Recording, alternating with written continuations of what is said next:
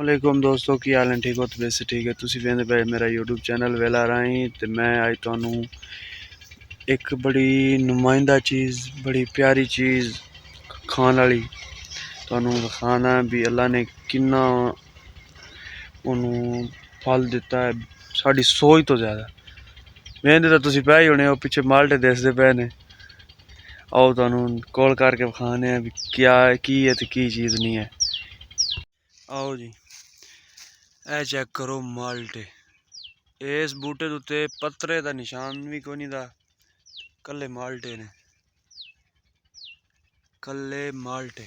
उस तो बाद ए तुहानू चेक कराओ ए चेक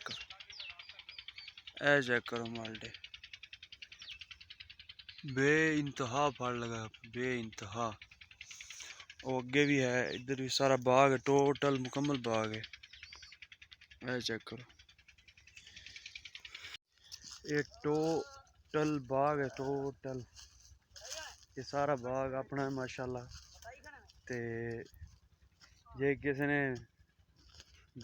बकाऊ वैसे भी सेल वास्ते लेने होन माल्टे साढ़े नाल राबता कर सकता है ते असी भाईजान होनी तुहानू असी सैंपल चेक करा दिता है। टोटल बाग है बहुत ही प्यारा माल्टा है। ए चेक करो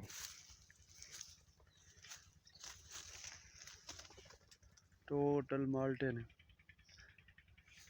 ए सारे माल्टे ने उस साइड से भी अगे सारा बाग है टोटल बाग है देखो इस साइड से भी टोटल बाग ही है टोटल तो सारे का सारा ही जड़ा ना भी फलिया पिया बाग ते असी ये करना है फार सेल। जिस भाई ने भी लेना होवे सानू कमेंट च लाजमी कमेंट कर दिया जी। ओके बाय अल्लाह हाफिज़। साढ़े चैनल नू सब्सक्राइब करो ते घंटी दे बटन लाजमी दबाओ वीडियो लाइक शेयर लाजमी करना।